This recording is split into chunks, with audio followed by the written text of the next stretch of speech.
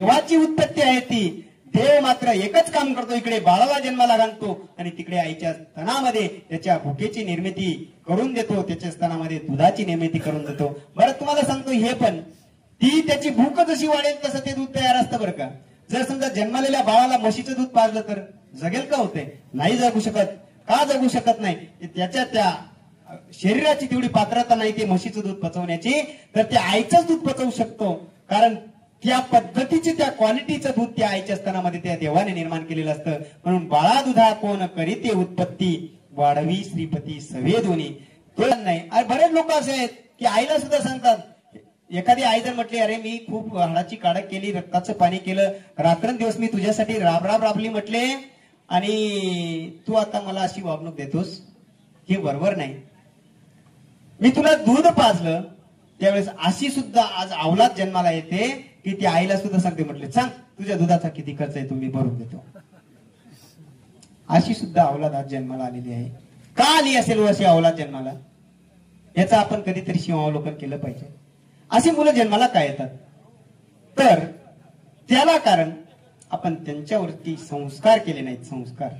संस्कार नावाची चीज अशी आहे की बरेच बाया आता म्हणतात की छोटस मुलं असतं 2-3 वर्षाचं, ती आई रडते त्याच्याकरता, परंतु ते तिचं ऐकायलाच तयार होत नाही. का ऐकत नसेल ते बाळ? याचा आपण कधीतरी विचार केला पाहिजे ना. ते ऐकत नाही याचं कारण एकच आहे, तुझ्या गर्भामध्ये तो जेव्हा वाढत होता ना, तो वाढत असताना तू फक्त एकच केलं. तुला जर तुझ्या सासूने काही सांगितलं असेल तर सासूकडे तू पाठ फिरवली, सासू सुद्धा तू ऐकली नाही. तुझ्या सासऱ्याने तुला जर काही हाक मारून सांगितलं असेल, त्या सासऱ्याकडे पाठ करून दिली, तू त्या सासऱ्याचं ऐकली नाहीस, तुझ्या आई बापाचं तू ऐकली नाहीस, आणि त्याचा परिणाम त्या गर्भावरती झाला. आणि तो परिणाम आज तुला मात्र काय होतोय? त्रास होतोय. तुझं मूल तुझं ऐकत नाही. यात त्या मुलाचा दोष नाही, यात दोष तुझा आहे. इतक्या गर्भातल्या संस्कारामध्ये ताकद आहे. मी बऱ्याच वेळा बोलून गेलो आणि आजही बोलतो की गर्भात जे संस्कार होतात त्याची ताकद काय असते महाराज. आता तुम्ही सगळेजण माझ्या समोर बसले आहेत, तुम्ही जर ठरवलं ज्ञानेश्वरी ग्रंथ पाठ करायचा, बा किती जण पाठ करू शकतात ज्ञानेश्वरी ग्रंथ?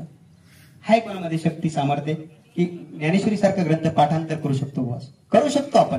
त्याच्यासाठी खूप प्रयत्न करावे लागतील, परंतु यदा कदाचित पाठांतर होईल तो शेवटी आपण जेव्हा पोहोचू ना तेव्हा पहिला आपण विसरून गेलेला असू, म्हणजे आपल्याला ते शक्य नाही. परंतु आता युट्यूब मोबाईल सगळ्यांच्या खिशामध्ये आहे. आपण सर्च करू शकता की आळंदीमध्ये एक सोम नावाचा बालक आहे आणि त्या सोम नावाच्या बालकाची ज्ञानेश्वरी पाठ आहे, पूर्ण 10 वर्षाचा आहे. ज्ञानेश्वरी पूर्ण त्याची पाठांतर आहे. मग ही ज्ञानेश्वरी कशी पाठ केली असेल हो त्याने? तर ही ज्ञानेश्वरी पाठ करण्याचं कारण एकच, जेव्हा मीडियाने त्यांची मुलाखत घेतली त्यावेळेस त्या आई बापाने सांगितलं, त्या आईने सांगितलं की ही ज्ञानेश्वरी हा ग्रंथ याने वाचला नाही अजून, ज्ञानेश्वरी ग्रंथ याने अजून पाहिला सुद्धा नाही. पण जेव्हा हा माझ्या गर्भामध्ये माझ्या पोटामध्ये वाढत होता ना, तेव्हा मात्र मी या माऊली ज्ञानोबा यांच्या ज्ञानेश्वरीचे 108 पारायणे केलेत आणि ते 108 पारायणे याने पोटात श्रवण केलीत आणि त्याचा परिणाम त्याची ज्ञानेश्वरी पाठ झाली. हे गर्भाधान संस्कार आहेत.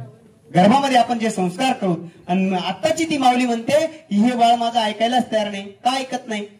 तूच कोणाचं ऐकले नाही, तुझं कसं ते ऐकेल?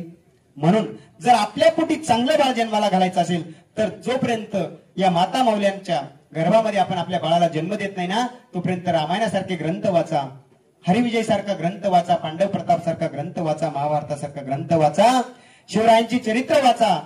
तसं बाळ जन्माला आल्याशिवाय राहणार नाही.